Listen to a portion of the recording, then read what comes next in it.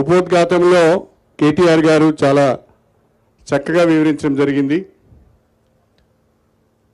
కాళేశ్వరం ప్రాజెక్టులో ఒక భాగమైన మేడిగడ్డ బరాజ్ దానికి సంబంధించిన ఒక 2-3 పిల్లర్లు కుంగిపోవడం,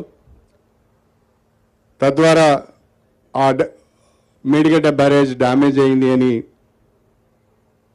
ప్రభుత్వం దృష్టికి రావడం, అదేవిధంగా ఇంజనీర్లు కూడా వాళ్ళ సలహాలు ఇచ్చిన మీదట రాష్ట్ర ప్రభుత్వము దాన్ని ఒక అవకాశంగా తీసుకొని, దాన్ని ఒక ఆసరగా తీసుకొని భారత రాష్ట్ర సమితి పైన, గత ప్రభుత్వం పైన తీవ్రమైన స్థాయిలో రాజకీయ దాడి చేసే ప్రయత్నం చేస్తున్నది. మేడిగడ్డ బరాజు సంబంధించిన పిల్లర్లు కుంగిపోతే మొత్తం కాళేశ్వరం ప్రాజెక్టే పనికి రాకుండా పోయింది. రాష్ట్ర ప్రభుత్వం ఖర్చు చేసిన 93,000 కోట్ల రూపాయలు గోదావరి పాలైనవి. ఇంకా ఆ ప్రాజెక్టు ఉపయోగపడే అవకాశమే లేదు అన్నట్టుగా మాట్లాడుతున్నారు. అంతేకాకుండా స్వయంగా ముఖ్యమంత్రి గారి నాయకత్వంలో ఒక ప్రతినిధి బృందం మేడిగడ్డకు వచ్చి మేడిగడ్డను పరిశీలించి గోరంతలు కొండంతలు చేసి రాష్ట్ర ప్రజలకు ఏదో జరిగిపోయింది అని తప్పుడు సమాచారం ఇచ్చే ప్రయత్నం చేస్తున్నది. మన పార్టీ అధ్యక్షులు శ్రీ కేసీఆర్ గారి ఆదేశాల మేరకు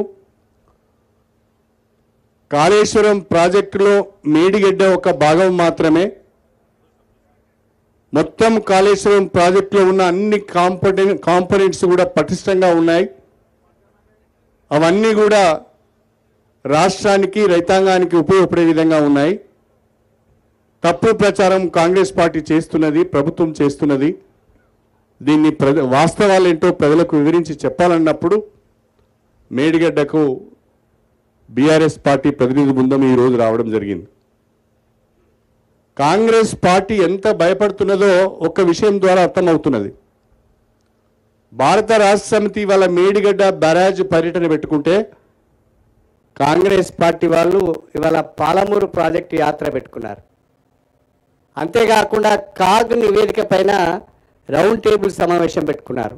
ఎందుకంటే మన పర్యటనకు సంబంధించిన విషయాలు, మేడిగడ్డ బ్యారేజ్కి సంబంధించిన వాస్తవాలు ప్రజలకు చేరొద్దు, న్యూస్ వాల్యూ రావద్దు, స్పేస్ పత్రికలలో కానీ ఛానల్స్లో కానీ స్పేస్ మనం ఆక్యుపై చేయాలనే ఒక ఆలోచనతో ఇవాళ వాళ్ళు పాలమూరు పర్యటన పెట్టుకున్నారు. అదేవిధంగా కాగు పైన రౌండ్ టేబుల్ సమావేశం పెట్టారు.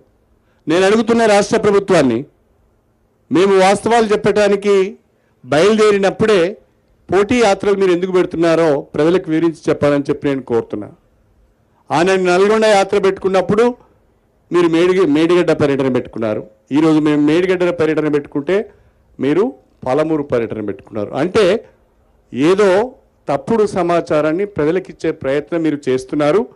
మా పర్యటన ద్వారా వాస్తవాలు తెలుస్తాయనే భయంతోనే మీరు కౌంటర్ యాత్రలు చేస్తున్నట్టుగా కనిపిస్తున్నది తప్ప మరొకటి కాదు అని చెప్పి ఈ సందర్భంగా నేను తెలియజేస్తున్నా.